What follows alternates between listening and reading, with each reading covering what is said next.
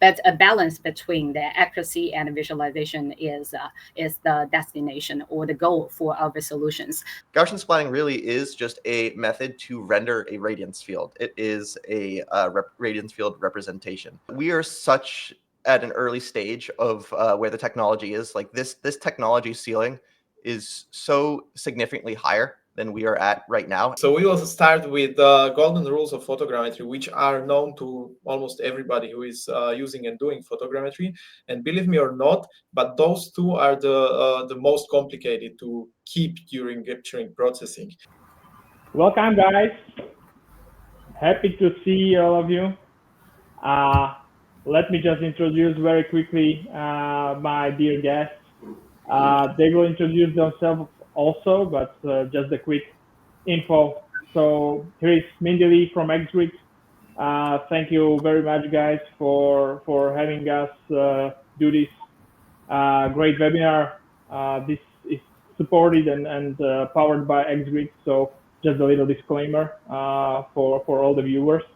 We have Michael Rubloff from Radiance Fields, which is a rising star of all the nerves and Gaussian splatting technology, new papers, and all the behind the scenes. We have Tomas Barnas from Overhead 4D. It's my dear colleague. He's great with Unreal Engine and one of the first that implemented in a commercial project, actually Gaussian splatting within the VR and Unreal Engine. So I hope he show us something. And my name is Michael Gula. I'm from Ingos 3D originally, but for over almost 2 years with Tomas, I also joined the Overhead 4D. So we are doing this magic together. And hopefully you know me from the LinkedIn, where I try to build the audience around anything 3D. So that's us. I just ask you guys, just give a quick intro about yourself. So Mindy, please start. Yeah, hi. Can you see me? Yeah, hello. Everybody should say yes. Yeah, hi. This is Mindy Li. I'm from Xgrids, and here Xgrids is a very young team in China, and we brought about 3D SLAM scanners as well as Gaussian splatting, mobile scanning solutions. And me myself, I'm a 3D reality capture specialist as well as the marketing manager of the Xgrids teams. And these days, we have long time deep dive into the 3D Gaussian splatting solutions. And today, I'm very happy to be here and glad to chat with all of you with this exciting technology. Thank you. Thank you, Mindy. Michael, go.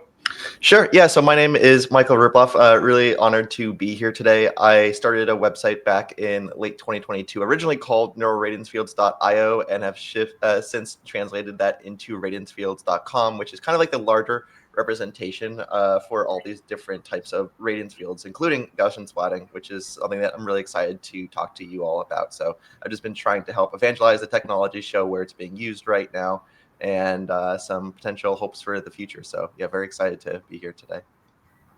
Thank you, Michael. Tomas?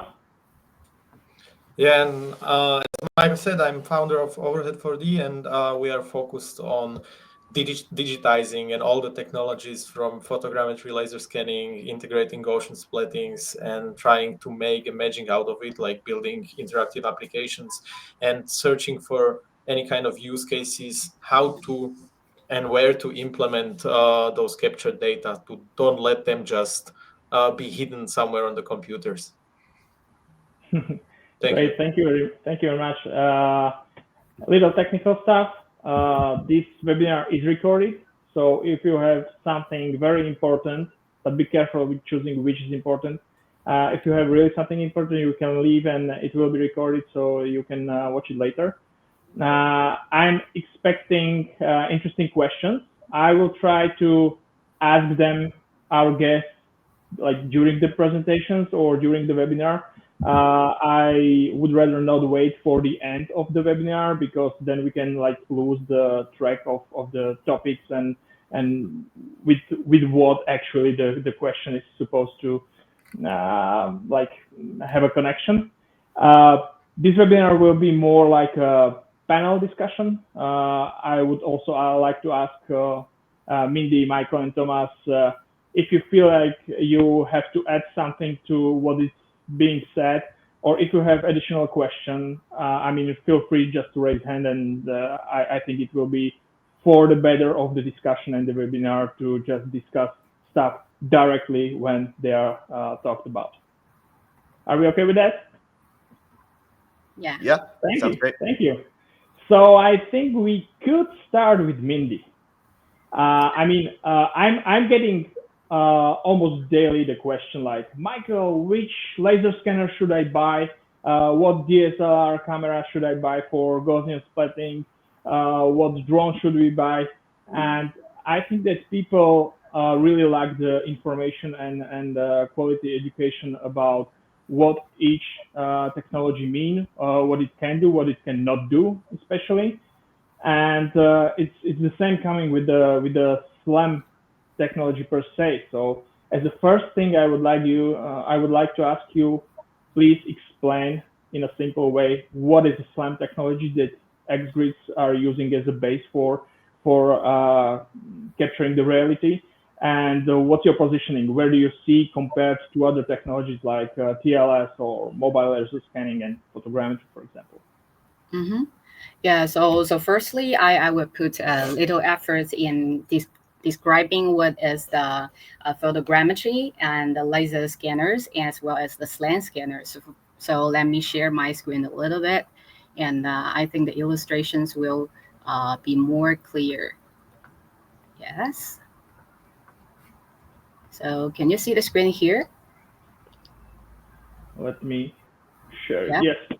Yes. Okay. So firstly, I think most of our audience may know something about the photogrammetry and how drones take photos and do the reality capture things. So the photogrammetry is the things that people use the photos pose, the position of the photo to make a 3D reconstructions way. And the LiDAR scanners use the LiDAR to put some points towards the surface of the objects and get reflections, and they calculate distance and the position of the point so that to build a map of the whole 3D things.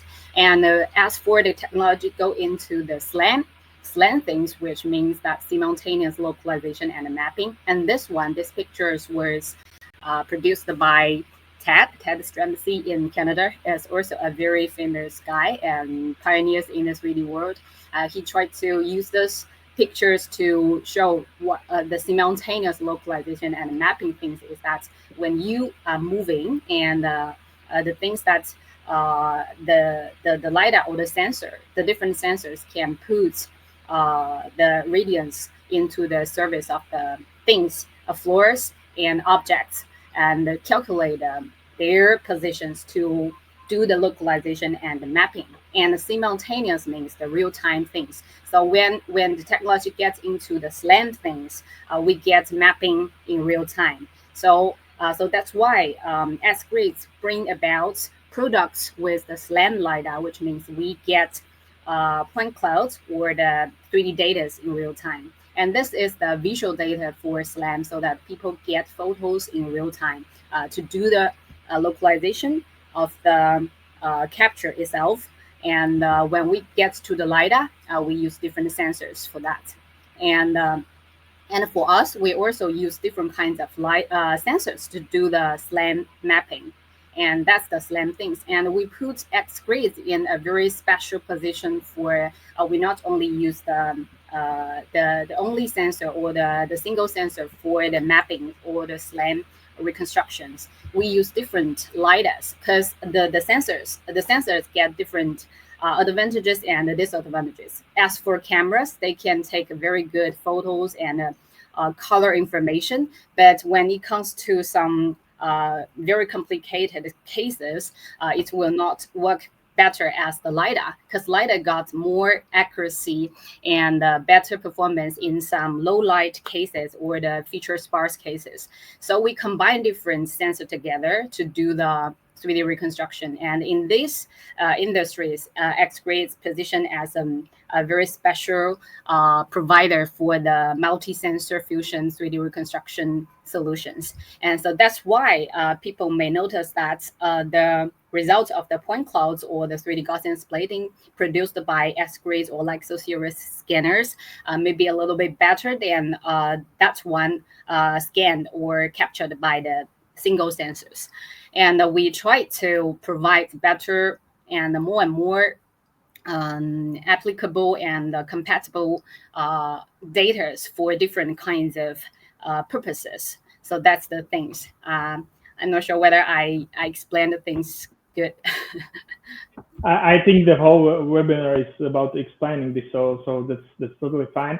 I maybe one tricky question. We have seen some solutions in the market where they actually use like 2 lidars, for example, just to get even more dense point cloud and more data. Is this something you have tested, or is this somewhere in your pipeline, or do you think that the SLAM with lidar and with actual visual positioning is totally enough for the purpose? Yes, a very good question. So for most of the scanners, the lidar scanners, the mainly purpose of lidar is accuracy, I think. But for when we get into the Gaussian splates age or the new visualization age, and we think we need to, or we want to reach a balance between the visualization effect and accuracy. So we think that accuracy is not the ultimate destination we want to pursue, but a balance between the accuracy and visualization is the destination or the goal for our solutions. So that I think one lidar is good enough for the structure or the precise data capture, and for other cases or the other purposes, we combine some other sensors. Thank you very much. Maybe this is important to mention also that with SLAM technology, we are not like particularly speaking about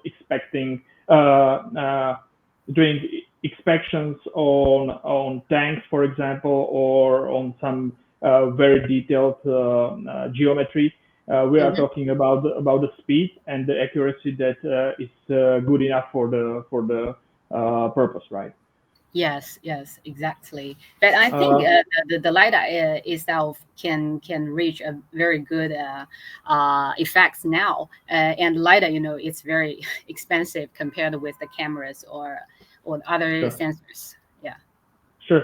Thank you, Michael. We can see Gaussian splatting at least in our LinkedIn bubble. We can see the Gaussian splatting and nerves being a buzzword. And I was trying to explain it during RCN conference in October.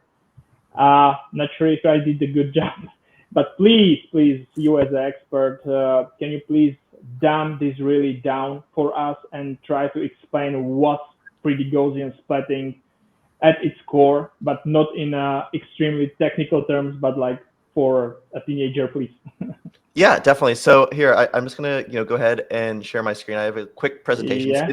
It's super high level, so don't worry. And yeah, we're kind of just gonna walk through about like very, very high level of what Gaussian splatting is. So here's some examples of Gaussian splatting, and here I'm just gonna mute that really fast. And so basically what you can kind of get from this is you can get really hyper realistic, 3-dimensional, interactive, explorable visuals that are running in real time. You can really be able to step into a moment in time, and they support these things called view dependent effects, which is kind of like synonymous with the reflections, and I'll get a little bit into what that is in just a second, but these are just a few examples. And you might recognize actually the one in the top right from Xgrids. Actually, this is one that they published quite recently, and it's pretty stunning to see the visual fidelity that they're able to get paired with the accuracy of lidar. But anyways, what exactly is Gaussian splatting? So a lot of times you hear the words Gaussian splatting, but the full paper title name is actually 3D Gaussian splatting for real-time radiance field rendering. And so Gaussian splatting really is just a method to render a radiance field. It is a radiance field representation.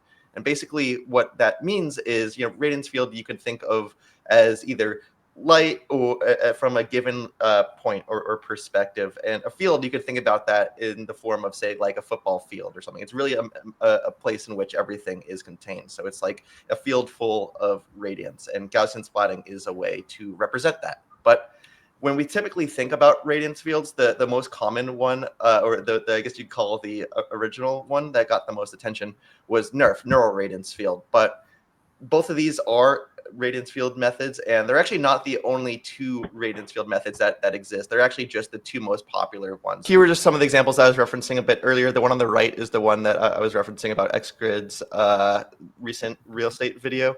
But yeah, you can get a sense of the scope of which the variety can be. It can be very, very large structures, or it could be individual rooms, it could be individual objects, it could be a people. Essentially, it's a way to represent something in really hyperreal 3D. This is the other slide that I was just referencing about this is the full paper title, 3D Gaussian Splatting for real-time radiance field rendering. They are rendering a radiance field. And so just catching up to where I just was before. So NERF was the first real attention-grabbing radiance field paper back in 2020. And then I think in late April/early May of last year, they published 3D Gaussian Splatting for real-time radiance field rendering. Though the point that I just wanted to make in this slide is that these are the two most popular ways to represent a radiance field. They're not the only two methods. And so here are just a collection of other radiance field representations from some other companies. And it's a very, very active area of research too. So it's been pretty exciting to watch this grow the world of hyperreal 3D. So now we kind of taken a look at just what Gaussian splatting is able to do in terms of the fidelity that it can reconstruct, but like how exactly does Gaussian splatting work? And so for here, I actually have this painting by Jackson Pollock, who's an American painter who you may or may not be familiar with, but basically what he would do is he'd either stand over a canvas or he would throw paint onto the canvas.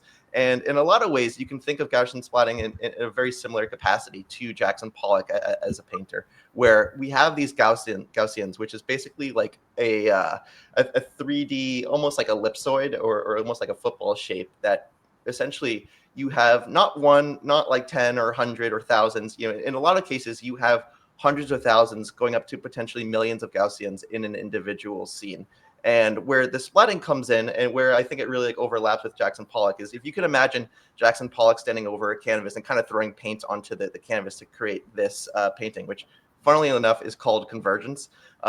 Whereas with this, if you can imagine Jackson Pollock being a complete perfect painter. So whatever the paint that he threw onto this 2D canvas gets represented in a hyperreal manner. And that's kind of the same way that Gaussian splatting works in terms of these Gaussians being splatted onto this two-dimensional canvas through a method called rasterization. And that's one of the reasons why we're able to get such strong real-time rates as well, because the rasterization pipeline is very, very well understood compared to more of a fundamentally new technology at like neural radiance fields or NERFs. And so basically you can kind of think of Gaussian splatting in your mind as this way. So basically every single viewing angle is being splatted onto this two-dimensional canvas that you're interacting with. Thank you. Michael, we have a question about Gaussian splatting. Bill Aldrid is asking, can we add semantics to the Gaussian splatting model? Yeah, so there's actually quite a lot of research papers and methodologies that go into this, where you can pair, semantics with them. So, for instance, if you wanted to ask a question to like an LLM about what's contained inside of a radiance field, there are quite a few papers. So there's like LERF and Garfield, language embedded radiance fields, and group anything with radiance fields, and you can interact with and ask questions to a computer. Though you can also look at semantic interaction in the way of saying like, okay, say I have like, if I go back to this slide here, and I'm taking a look at the construction site, for instance, if you wanted to leave like spatial notes or annotations, that's also possible too in the world of radiance fields. So there's a lot of different ways that you can interact semantically in the world of a radiance field. And it's important to mention also that we are still at the beginning, like this is a toddler, right? In a novel way of recreating the reality. So Exactly, and that's why I wanted to highlight all these different methods as well, is that we are such at an early stage of where the technology is. Like this technology ceiling is so significantly higher than we are at right now, and it's already really strong, which is the really incredible thing. But we have the opportunity and the ability to really create some incredible projects and work over the next couple of years as these continue to mature. But yeah, we're not close at all to the technological ceiling of this. And so one of the really cool things about Gaussian splatting as well is, like, say, relative to some other technologies, it can train really fast. And so when the paper first came out, it was training, somewhere between like 10 to 30 minutes or so. And that's decently been cut down now to, you really only need, well, say if you're, I don't know, if you're using a mobile app like Scaniverse, it's training within 90 seconds on your phone locally as well. And if you're going for a more robust representation, it takes a little bit longer, but it's continued to get faster and faster. And typically, if you're really maxing everything out, it will take probably an hour or so, though there's still a lot more work to be done here too. And I think that we're going to see in the next 3 years or so, we'll probably see completely live training. You'll start the training and it'll be done at the same moment in time. Maybe I would add to that the basic difference between nerves and Gaussian splatting is that nerves need actually AI to render images, right? So that's one of the reasons why Gaussian splatting is so much faster in rendering. Yeah, so one of the differences in the way between NERFs and Gaussian splatting, so NERFs typically use a method called either ray casting or ray marching, where you're literally, essentially you're shooting out a ray into the scene, and then you're taking individual sample points at each given point. And so it's a bit more like heavy of a process, though, compared to rasterization, which is what Gaussian splatting uses, because it's more within the traditional graphics pipeline. And so there's been a ton of research and work that's already gone into that. Therefore, really giving Gaussian splatting a very large advantage up front. But the big caveat that I do want to just give here is that the previous caveat is we are so early in this technology right now that it is overwhelmingly likely that both NERFs and all other Radiance Fields too will this problem is not a fundamental one. It's just one that is still in the form of research. And so I really wouldn't discount any of these other Radiance Field representations. But Gaussian splatting has a ton of tremendous upfront advantages, which is why it's starting to get adopted so fast. Thank you. Before we jump to Tomas, I have 2 questions also for Mindy. So the first one, or it's the statement, we will leave that afterwards. The question, is autonomous vehicle navigation the goal of this sensor fusion of the SLAM and Gaussian splatting, or do you think it's a different use case? What? Sorry, can you repeat that question again? Yeah. The question was whether this combination of SLAM with Gaussian splatting, if there is a goal to get autonomous vehicle navigation better, or this is just a separate use case and it doesn't have anything with that. Yes, I think that the combination, the goal is to make that results better, and another goal is that to make that the capturing process more efficiently. And because most of the solutions on the market is that to take photos one by one, or the videos for that capturing things. But if you use the SLAM or the combination of the LiDARs, so that we can make that the collaboration of the pose of the photos more accurate and efficiently. So that's 2 goals. The first is that to make the effect better, and another is to make the efficiency better. Sure. There is a remark that it's always kind of a pity to show Gaussian splatting on a video. Don't worry, you will see it live. Don't worry. Okay, Tomas, please, you are an expert in combination of laser scanning with the photogrammetry. So can you just quickly walk us through the current workflow of how are we achieving perfect accuracy with beautiful visuals right now? Yes, so we had few slides and few informations about nice current innovations and technologies which are the Gaussian splatting, and I will now make a step back and show you just quickly what is the base actually, and what is the base for good results of photogrammetry and laser scanning. And later I will also get into that, like how this can help you also with your Gaussian splatting if you're going to use it. So a standard thing which I believe most of you know, it's about like drones, laser scanning, and proper capture of every piece and area you are going to digitize. And I believe you see my slides, right? Yes. Good. So we will start with the golden rules of photogrammetry, which are known to almost everybody who is using and doing photogrammetry. And believe me or not, but those two are the most complicated to keep during capturing processing. The overlap seems to be simple, also especially when you use UAVs and you fly automatic missions, then you can set up everything and it's fine. But if you are going to capture something manually, or you need like some details and you can't fly automatic missions, you are getting into trouble either with overlap or with the camera rotation.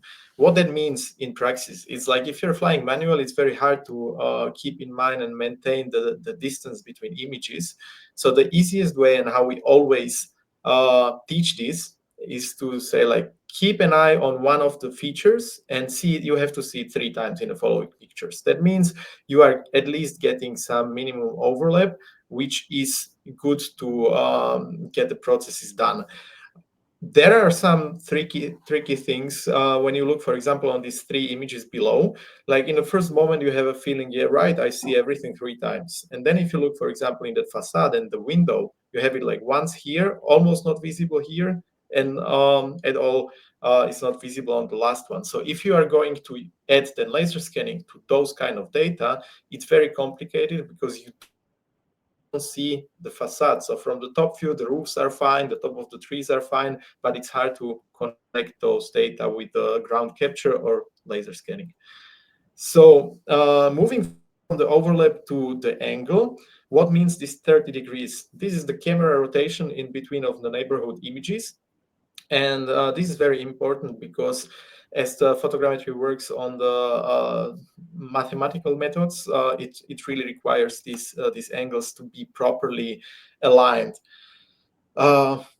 Very common mistake is that, for example, if someone is flying a mission and it's flying like top down, so 90 degrees to the ground, and then the second capture is 45-degree angle camera. Even the drones are doing it like automatically if you use smart oblique flying method on DJI. But this is kind of against the rules of photogrammetry. Most of the time it works because you capture a lot of images and you capture it to different sides, and then they have more possibilities to align, but you are like raising a chance of mistakes. So therefore, like, keep an eye on the angle. And if you do the angle properly and you preserve this 30 degrees angle, which can be done the same way here and the same way here, we have again 2 methods. So one is more, and it's called panorama style, which is creating a panoramatic pictures. Why this is not ideal for photogrammetry? Simply because photogrammetry is created based on, I would call it, parallax movement. So about the movement of the lens or the point of a capture. And by the second style, you are creating, let's say, one high resolution image, but you don't have the offset, and therefore it's hard to create a 3D model out of it. This is a great example where you can see it, that if you capture the same place with the same amount of images, but you divide the positions, you can get much smoother and much more precise and accurate result as if you do the panoramatic capture. So ideal scenario would be that your capture should look like this, something like an offset of your objects. Like if you would inflate it, that would be the way how you should like run around the object and do the capture. And then if you even teach people this, and even if people say like, yes, we understand and we know it, often happens that you keep in mind that, like, yes, I'm preserving it, let's say from the drone than from the ground, but we are still forgetting that this applies also in between those technologies or the places of capture, and this is even more important. So if you have a different lens, if you have a different equipment, so you have a drone and you have a laser scanner down, you have to maintain these angles and these overlaps even more than if it's, let's say, one drone. So therefore, like, very careful about the combination of ground and drone. One little thing, and then yeah, well, I give the word back. So this is something what no one wants to hear and see, and that's like capturing raw. Capturing in RAW gives you like a huge advantage because you have more information in the images. This one you see extremely overexposed and then in shadow. If you just capture JPEG, you are just graying out the picture, and if you are capturing in RAW, you can get the information out of it. And this is a showcase if you have a very like sunny day and you have a building. If that would be a JPEG, you have no chance to get this information out. And if that would be a JPEG, that would be your result. And if you have a RAW, you just optimize it and your result can look like this. The same effort, the same time, only thing you capture is like the raw data, and it takes more of your space, but otherwise the result is way better. The same thing applies to laser scanning. So if you bring a laser scanning, you always have to think about kind of a triangulation, correct position, and then overlapping it with the images will be much easier. And if you follow everything, then the result can look like this, or for example, like something like this. So very high detailed capture with the high quality textures because we combine photogrammetry and laser scanning. So you have a precise model, you have very detailed results. And now when it flies out, I touch a little bit of the Gaussian splatting, and the surrounding is made a little bit artistic with the Gaussian splatting surrounding. But more about this, I will speak in a little bit later today. So that's it for this moment. Thank you, Tomas, very much. Again, we have some questions. Yeah, this will go to Mindy, and I think she will touch it in the next question. How do you expand 3D Gaussian splatting to larger areas?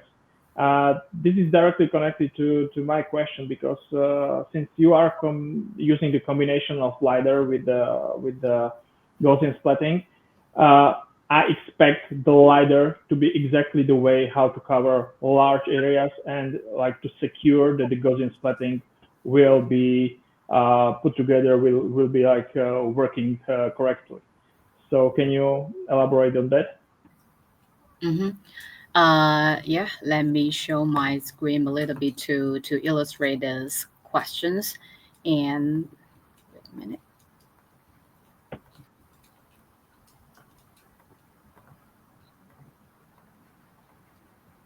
And here, we got a LiDAR scanner like this. This one is the flagship of the Xgrids products. And firstly, we got the LiDAR here, and we got cameras and the depth cameras, so that they are calculating on boards.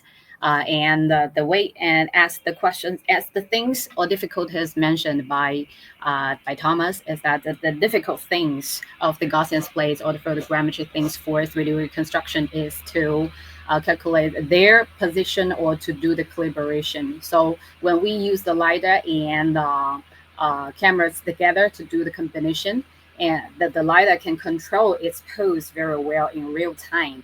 And for the most of the solutions who captures photos in different angles and directions or different heights, they may also need some overlaps between the different scanning angles or directions. But with the SLAM technology or the LiDAR's help, the photos can collaborate together very well. And after that, we can not only do the captures of one things. So because of that, if you use that photo shooting things or the camera shooting things, you must do the rounding scannings. But if you use the scanners like this, you calculate your poses in real time so that you can do a much more complex scannings. Even if it's a multi-story building or a very complex case, which includes outdoor and indoor cases. So that's the Gaussian splates we scan with that mobile scanners.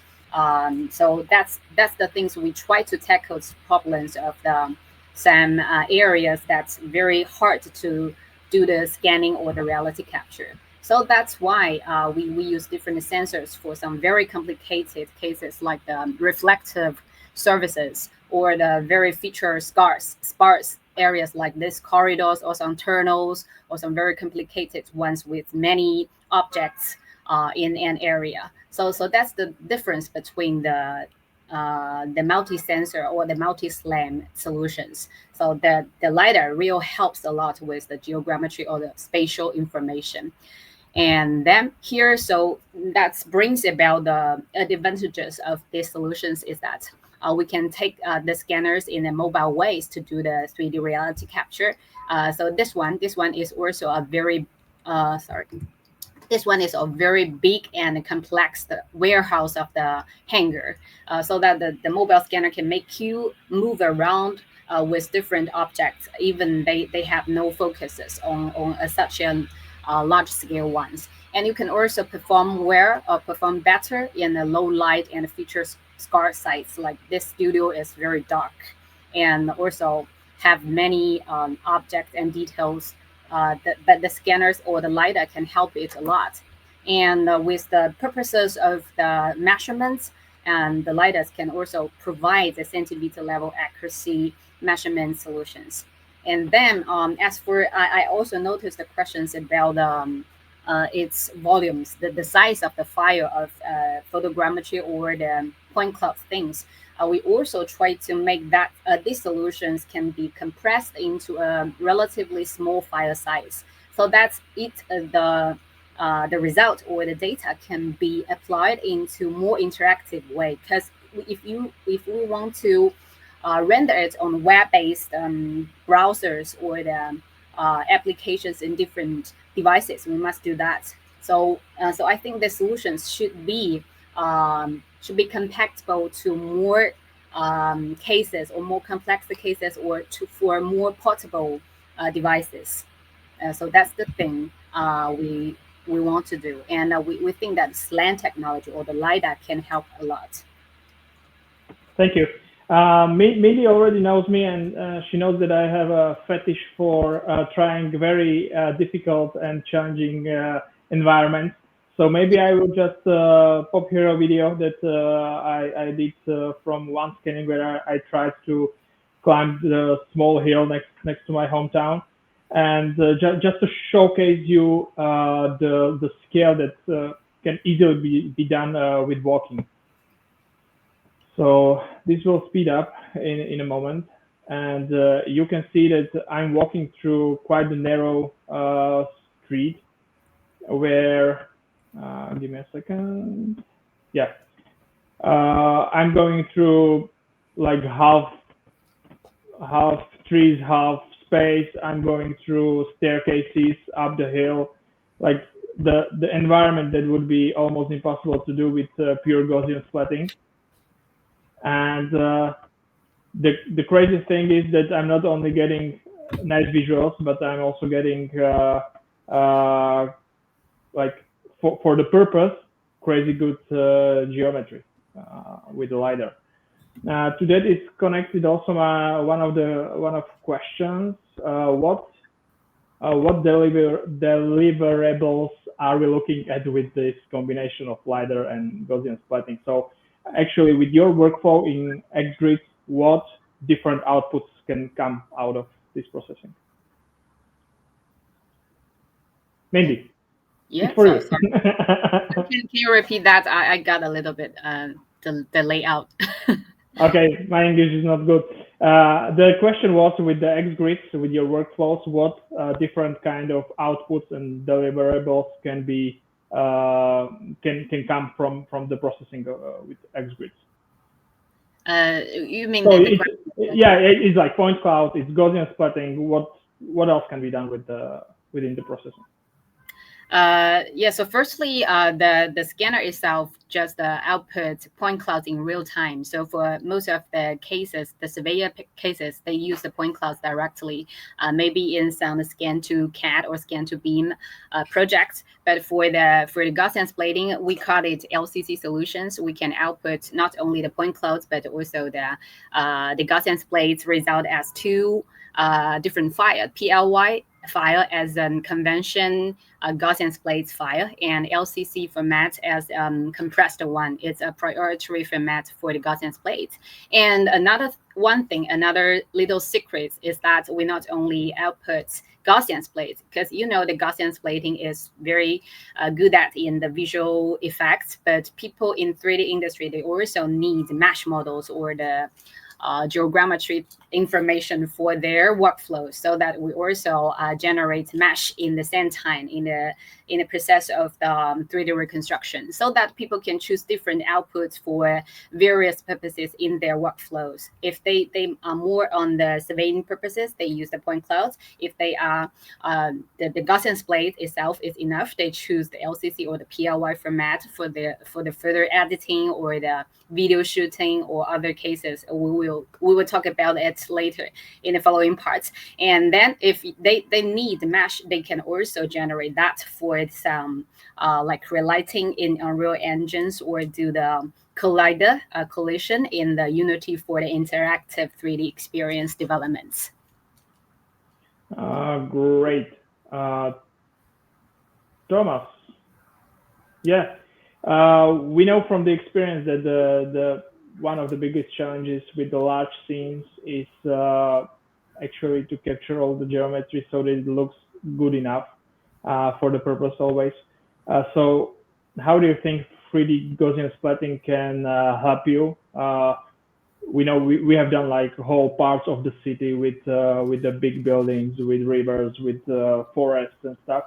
So how can 3D Gaussian splatting actually help you with these scenes? Yes, so the biggest challenges for photogrammetry and laser scanning are definitely the glass buildings and trees, vegetation, and everything what is not or it's reflective, or it's black and white. So there are many challenges. This is the way how you would do it with the combination of laser scanning and photogrammetry, a huge amount of input, around like 30,000 images, 1,000 laser scans to get something what is visually at least nice. But to bring it into Unreal Engine and to make something out of it means a lot of manual work, a lot of manual editing. So what you can see here, it's actually a laser scan combined with photogrammetry, but all the glass was reconstructed. So this is like a huge manual work. And if we shift it to a Gaussian splatting, this is the same area made from like 1,000 images, and the reconstruction and the feeling about the reflections of the glass, everything is in there. So you are getting it like, of course, not immediately. It's some, sorry. That was from the also from the last presentation with Michael in RCN, and we had there this hack that whether this is killing photogrammetry, but no, definitely not. It's like a nice add-on. But what you can see here, we still speak about Gaussian splatting with the new construction buildings. So combination, relighting, adding everything like and mixing together in gaming engines. Bringing it to VR as well.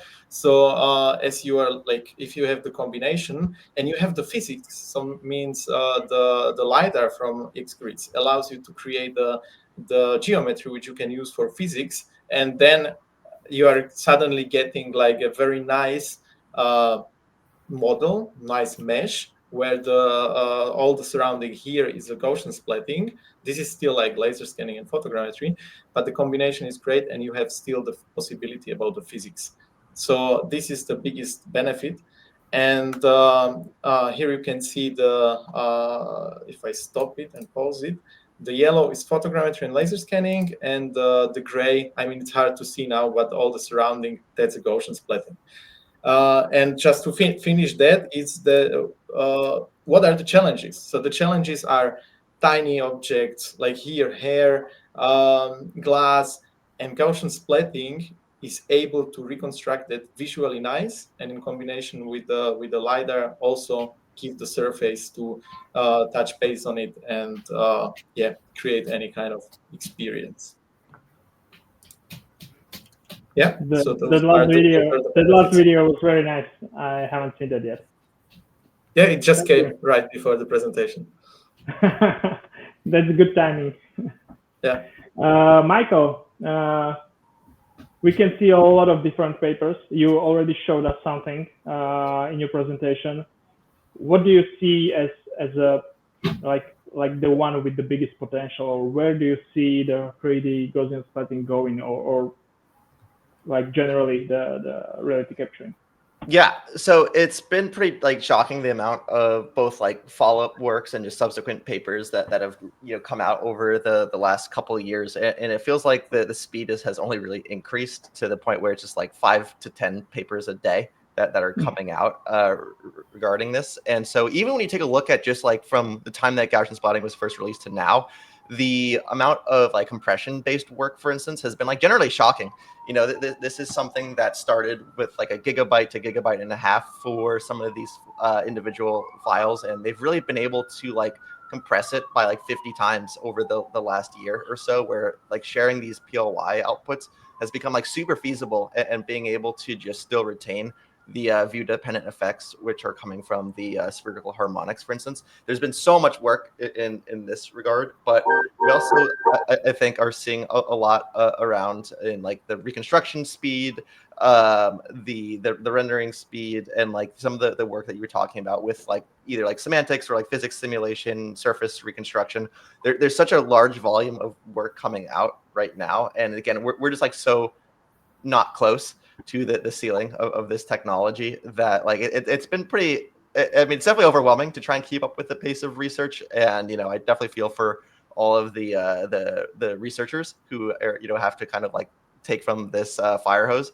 But I think for the end users, it's just increasing in capabilities so rapidly, and it's just been exciting to watch this. So there's been a lot of work that's been coming out that it's hard to single out. There's one really cool one called bilateral guided Radiance field processing, which has been since adapted into originally came out for NERFs. Now it's in Gsplat with in NERF Studio, and it really is just incredible that it's able to like disentangle exposure, and it becomes way more forgiving than so it's like when we take a look at like the overlap that's necessary between images, it's just like these methods are becoming more and more forgiving as well with the data that you have. And I think this is going to continue to go in this direction. So it's just all generally exciting where we are. Great thing was that Tomas actually showed us how the proper photogrammetry workflow should look like. Would you say, Michael, that the workflow for capturing in order to get 3D Gaussian splatting is the same? Is it more complicated or less complicated? How do you compare that? Yeah, I would say it's generally less complicated. If you're using a like drone, you need less overlap compared to traditional photogrammetry, and it's quite interesting where like Thomas was mentioning, like it really is centered around parallax. The more parallax that you're able to introduce into a scene is generally beneficial. Some of the other things too is just having a really fast shutter speed and really being able to like slice that individual moment in time in a sharp way.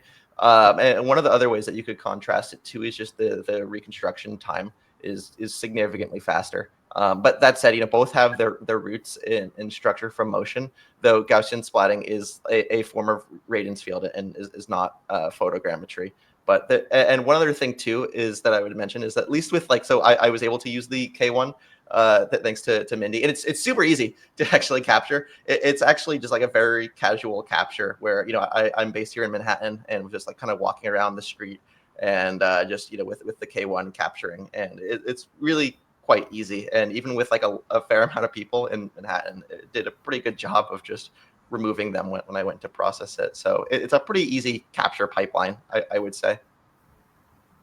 Yes, thank you for that. The funny thing was when we met with Mindy in Stuttgart during Intergeo, she was showing me the L2 device and also the K1, the smaller one, the K1. and we were actually like comparing the quality of 3D Gaussian splatting out of one and from another. And she was like, yeah, in this particular case, the K1 is doing much better. I don't know why, but it's doing so. Even the less expensive like device could do extremely good job. So I'm very not surprised, Michael, that you were satisfied with the K1. Yeah, it was great. Yeah. Mindy, sorry for disclosing our our discussion, but I thought it's very important because here is the question from the audience, and you choose whether to answer it or not. What is the price range for these devices? For these two, I think the bigger one, the L2 Pro, and the previous generation of the LiDAR scanner, the bigger one is mainly designed for surveying purposes, and it's for the accuracy and precision. So it's around 25,000 USD.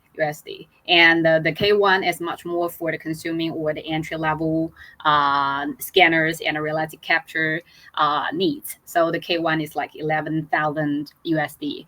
And it's also get the functions of the surveying or the measurements things. Yeah. But it may differ or varies in different areas of the world. Yeah. That's actually the first time I'm hearing about the pricing, and I must say for the K1 it's more or less what I was expecting. For the L2 Pro, I was expecting more. So let's see what the market will say and the audience, but I think that's pretty competitive price. Yes. So compared with some traditional laser scanners, and I think the scanner is quite cost effective. But compared with the DSLR cameras or the phones, it's made quite expensive. But I think this K1 or the solutions itself in this stage is also professional solutions for most of the industrial applications. So that's the consideration. Mindy, I have a question for you. What industries do you see?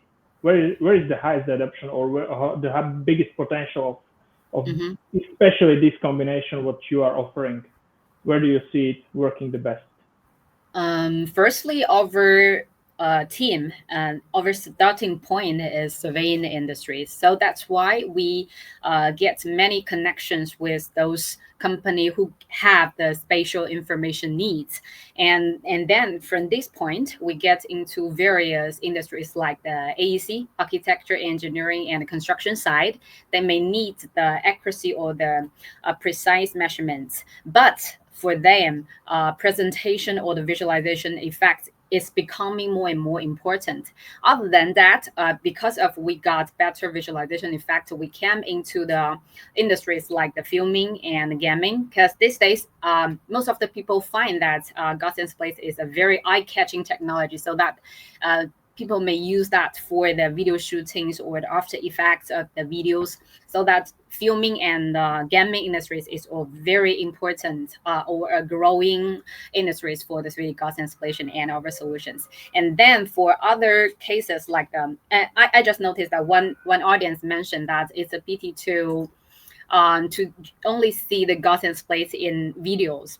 People may have more expectations on interactive 3Ds. So that's the third or the last areas we want to get in, or we see it as the most potential one is I think it's XR, the reality, virtual reality or the augmented reality area. So people may use that technology for some simulations or the culture and tourism things.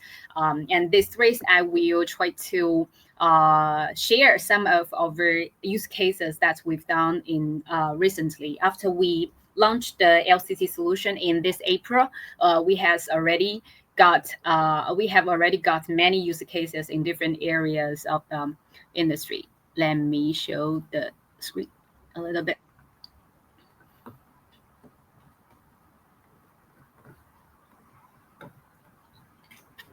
Here, let me see. Here is the first areas we get into is AEC Industries.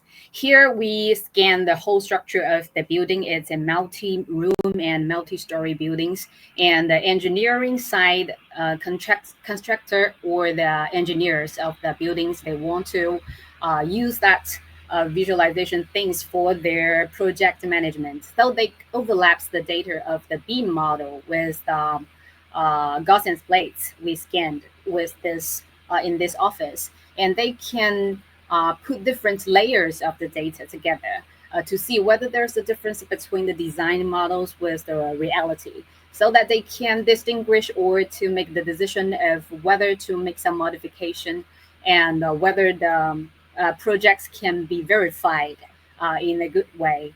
And another way we use in the construction side is that we not only provide the solutions for the Gaussian splates generation, we also try to develop the development toolkits or some SDKs for different tools. Especially this one is an SDK for Revit. So the designers or constructors, engineers in construction side, they may use the scan to beam workflows for some beam models or the digitalization, but for them to do the scan to beam model is really exhausting. And then we try to use this ways to improve the workflows efficiency, so that in this Revit software, we input the LCC result, and then here is a viewer, so that we can get the result of the beam model building simultaneously, so that the engineers or designers, 3D modelers, can get the results more accurate and in a more visualized way. So that's the things we do in the AEC Industries. And I think it can be not only be used for the scan to beam or scan to CAD areas. People also use that for the process management and some reports, because we also provide some annotation functions for them to collaborate with their colleagues, and they can also do some 3D notes based on the 3D Gaussian splates. So they can not only watch the videos, they can also interact with the 3D models lively. And then here is another case we use in the real estate industries, because in the past, people may use the photos or the 360 videos to do that. But for some very big ones, maybe the villa or some very large office areas, people may need a better constructs for how large the scale is, and what's the structure and what's the connection between different areas. So we use the Gaussian splates as not only as a presentation, but also interactive ones. People can see the structures in their own way. And if you want to do the measurements, you can also do that, not only the distance measures, but also the areas, and maybe in the future, so you can do some volume measures. And so that they can do the floor plan in more, I think it's more inertial ways. Yeah, so that's the real estate examples. And then here is also another use case. We collaborate with our Japanese partners. This one, they use the scanners to scan many tourist attractions in Japan, and they developed this game. I think there's a game or applications, you can say, and people use the scenes, the models as backgrounds, and they also put some NPCs or some stories together to make this areas more interesting. And if you can also use that for the cultural preservations and share, and people can use that to deep dive into the areas, the tourist attractions or the cultural relics. And here we also, this one is developed by Unreal Engine. So we also developed Unreal Engine SDK for the further development. And so that's maybe answer the questions better, whether we can use the Gaussian splates as an interactive 3D experience, not only just watching that. And here, not only on PC, but also we want to put that results into the VR headsets or the mobile apps and web-based share link. So that's the thing. We want to push the boundaries a little bit further, one step further, to make that Gaussian splates can be interactive and used by specific purposes. And here is another case. I also put that into my Apple Vision Pro, and which is really immersive and like on live. This scan I do it in Chicago this February, and I just put that result into the app in our Apple Vision Pro app, and so that I can use some gestures to move forward and backwards in the Apple Vision Pro, not only just look around like 360 videos. You can do that. You just like you were here. And that's the things we try to do in immersive way. Yeah, here is also another case I scanned in Chicago. And you can also see the reflection of the mirrors. Yes, that's the magic of Gaussian splates. You can see the reflections in different directions. And another one, as I mentioned, is very important to do some application in filming and the virtual productions. And this video, let me see how to. Okay, it's yeah. I want to share the video a lot because I cannot operate it well. Let me see.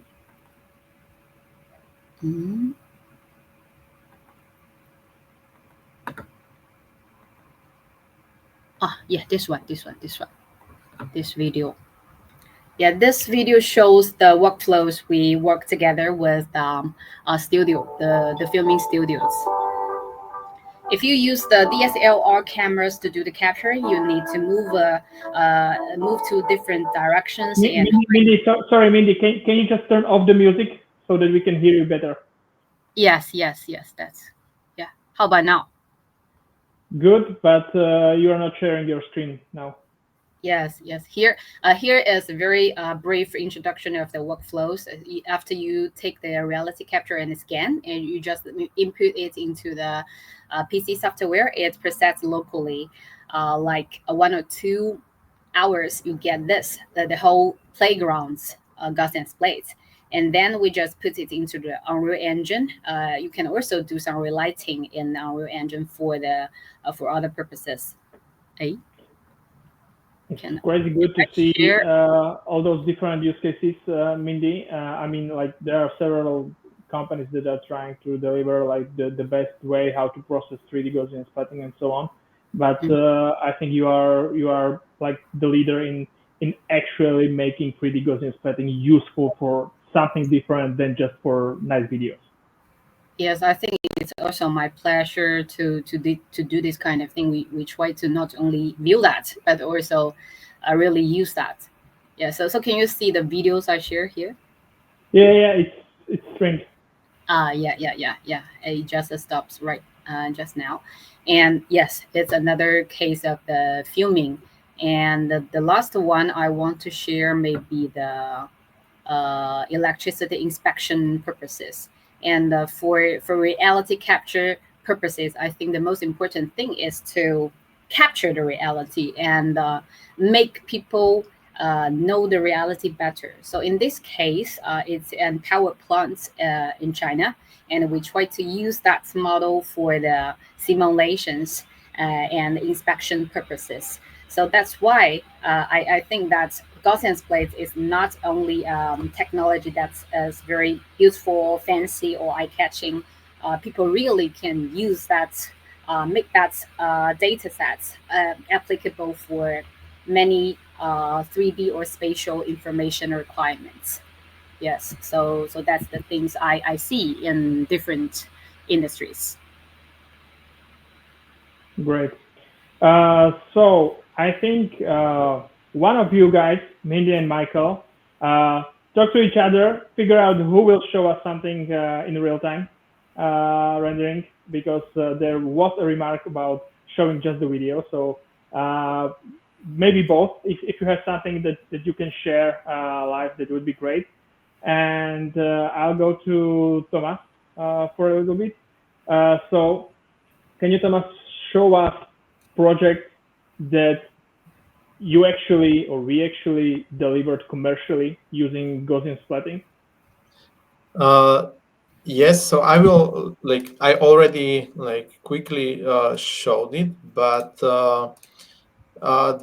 it would be good also to combine it with one of the questions which was written there, and that was whether this can be used in VR. So that's what I was just showing and explaining, that we have this area 3D scanned, so it's everything done with a laser scanner, and all the surrounding is Gaussian splatting. Also, when we are passing the trees, you can see that the trees are the Gaussians. And when I move into the headset, then you can actually see it working. And this application was streamed from the PC, so it was not headset only. But I think Michael was just sharing last week some new papers or stuff which was done in Unity, and already has the possibility to play the Gaussian splatting directly in the Quest. So this is the production, or the commercially delivered product to a client with the entire environment. And the unique part of that on that project is the thing that normally you would never be able to deliver the entire surrounding, because you would have to scan it or fly all around with drones. This would take quite a lot of time. But here it was created just from the photos and from the data which were focused on capturing this building. So that's a great thing about it, that you can reuse the data you have already and just apply it. And maybe just a quick add-on to this one, because there was also the discussion about accuracy and how to do it, that if you laser scan from the ground, do a photogrammetry, and then use the Gaussian splatting, that it might reduce the overall accuracy. Actually not, because you use as a reference the laser scanning, and here we can see that this area was also laser scanned. The buildings are the new ones from architects, which matched on the ground, and the surrounding is done by Gaussian splatting. So if you combine it properly, you are not losing the accuracy. But of course, we are not speaking about the accuracy of the building done by Gaussian splatting, but about the overall accuracy and the position of the scans. So you can really combine those technologies and not lose anything. Okay, so we have a winner to show us something interesting and something live. So Mindy, please go ahead. Yes, for some of the audience, they want to see some of the real software. I may share a little bit with some examples I scanned. And not only the interactive parts, but also some very difficult case for photogrammetry. Let me share. Yes, here you can see the screen. Yes. Yeah, here is the LCC viewer, so that we choose some of the data I scanned. Here I want to share little room. Yes.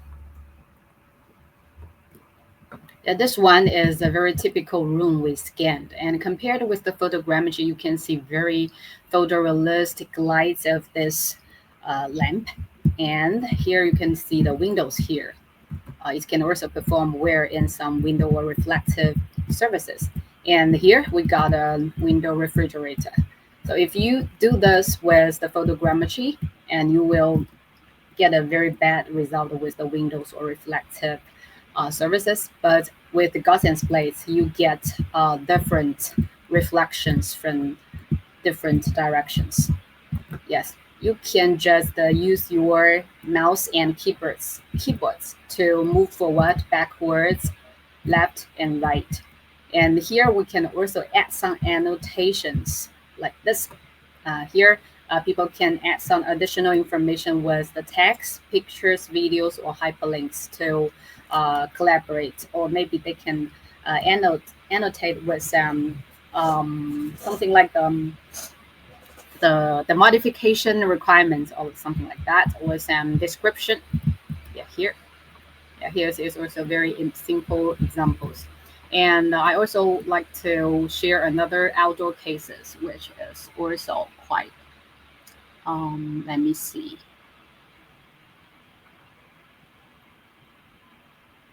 Outdoor cases. Yeah, this one. I also scanned it in Chicago. It's Northwestern University.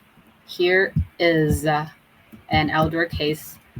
When I scanned, there were so many people walking around here because it's the school time, it's the weekdays. And the solution just rip out all the moving people automatically. So you will not see the crowded people here. But if the people stay statistic when you're scanning, they will be kept here. And if you want to keep the building like this with the height, this one, I just scan it like 2 rounds. The first round, I get close to it to get this part. And the second round, I just keep a distance with the building. And then I got the scanner just direct to this part so that I get the whole parts like 2 rounds. Yes. And another thing is that if you want to do more, here you also get an avatar. Yeah, this viewer is developed by Unity. Yeah, we use Unity for the 3D rendering. And if you want to develop viewer embedded with it in your platform, you can also use the Unity SDK or the WebGL SDK for that. And for us, we also generate mesh so that you got services. But in this scan, we didn't make a mesh here. In the newly version, the latest version of the LCC Studios, we got mesh automatically. So that if you want to do some collider, people may not just get through the whole splat. Because splat itself actually typically is the point clouds, sparse point clouds. But if you want to do some relighting or the physics things, you may need mesh model overlap together. This is very good for collisions and for using in Unreal Engine. I think Tomas can just confirm that when first they were trying to use, just tell us, Tomas, what was your experience and why this is helpful? Yeah, it's definitely the challenge with either like reflective surfaces, but also about the scale. So what I just showcased was that sometimes you don't need everything in this kind of quality, or you don't need Gaussian splatting everywhere. But imagine that you are focused on one building, one place, and you would not spend time and money on creating the entire city around.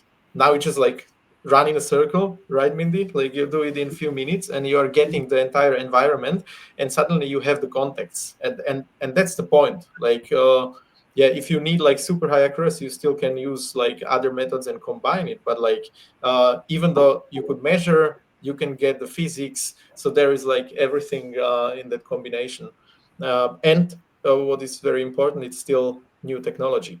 So we're still just Tomas, do you have something somewhere near the video with the dragon? Yes. Because that's exactly like the example of when we need to like recreate the places for collisions.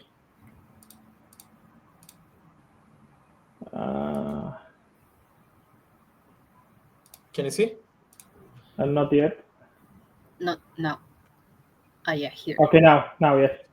Mm-hmm. Yeah, so that was exactly the case, that we've recreated like the Gaussian splatting or the castle with the entire environment, but this was like without the scanned geometry. So then we combined it with the photogrammetry models, which went underneath to get the geometries for the dragon or for whatever else. But still, what I said, like you see the entire environment, and that's the point. Like from few thousand images from the drone, or let's say from one flight around the castle, you are able to get the entire place. Perfect. And that's for me really irreplaceable. Thank you very much for that. Michael, since you are the most into experiencing, finding out, researching all the 3D Gaussian splatting, I'm sure you have something very interesting that you can show us, like the most interesting use case that you have ever seen with the 3D Gaussian splatting. Yeah, so one of the really interesting ones has been the Weather Channel actually has been using Radiance Fields to do like flood simulation in their like newscasts, and so they actually just won an Emmy for technical achievement with this. And here I can actually share my screen to give just a quick overview of it, but it's pretty cool. But basically what they do is they take a drone, fly it over a given area. So here you can see they're doing all the reconstruction. And then like we were saying earlier about some of the simulation. So they just do some like flood-based simulation work here to actually be able to like translate the local news story for people into actual like tangible stories, which I think has been a really fascinating use case for this. And it's from what I understand, like it's it's something that has become increasingly feasible thanks to things like NeRFs and Gaussian splatting, because they can just essentially fly a drone over and then really easily just start to simulate how it would look like when it's flooding. So it's been a pretty compelling use case for me. I've also seen a lot of people create interactive websites as well. So here's another one where you can see my screen. So it's kind of like we were looking at earlier. Here's a art gallery that you can kind of like fly through. It's really, really responsive. It's actually a bit responsive. And yeah, you can create all these really cool experiences, kind of like Mindy was showing, and then be able to like embed this spatial information. And like you were also taking a look at, you get these view dependent effects, these reflections just straight out of the box too. And so the amount of like detail that's in here relative to the amount of time that it takes to create something like this is generally staggering. It's not something that you need to be budgeting a very, very large amount of time with. It's something that you just natively get from using this technology, which is exciting. Mm-hmm. Thank you very much for that. I think we are quite over our expected time, so we will close this. But I think it deserves from every one of us like few last words. Where do you see 3D Gaussian splatting going? Where do you see like the future of this technology, and just maybe inspire people to try it? So Mindy, please go. Yeah. So in the futures, we try to push the boundaries not only with the visual effects, but also the interactive and ecosystems together.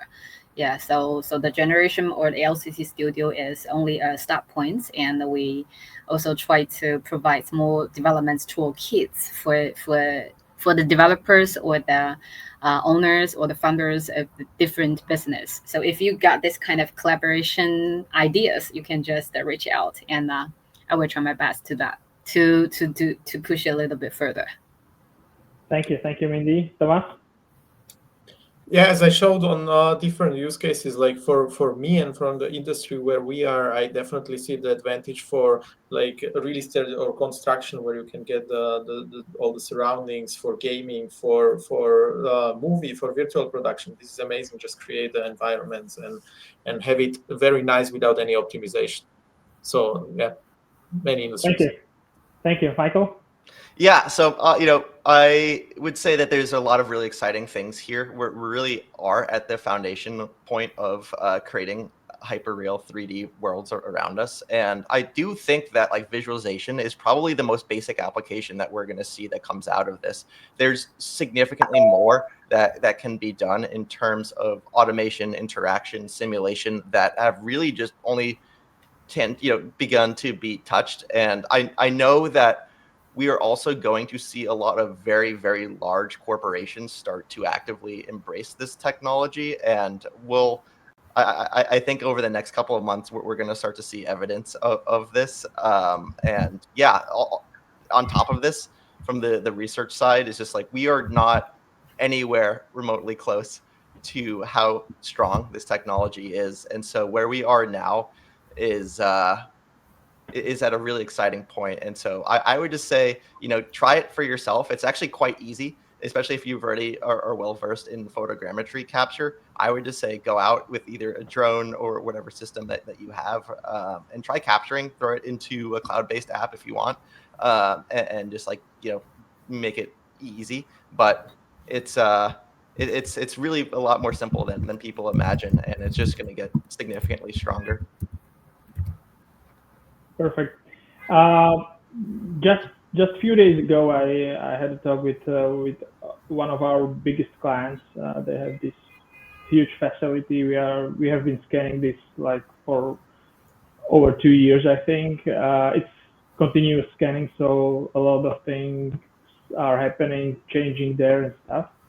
And I just learned that they are using because from the terrestrial laser scanning, we usually export also a virtual tour where you can see the panoramas, measure, you can see the point cloud, and so on. There are also solutions where you can see also the mesh, but the mesh is not that nice because it comes from the colored point cloud, right? So, and he said that they are using these virtual tours like daily, and it's from 10 to 20 people using it daily. So where I see the huge potential for this technology is digital twins, like to be able to capture the whole facility that has like several hundreds of thousands of square meters, and not to be like going from bubble to bubble to see panoramas, but just to move freely through the facility, see the annotation, see the added information, see the Revit model overlaying the Gaussian splatting. That's for me something that has huge potential. Yes. Thank you very much, guys. We will close this now. It was really nice to see all of you, to be discussing this great technology. And I hope we can see each other soon on next webinar, or I don't know, maybe other opportunity. Thank you very much for being here and for sharing your experience. Yeah, thank you so much for having us. Thank you. Thank you for inviting. Thank you very much. Thank you, guys. Bye. Bye. Bye-bye.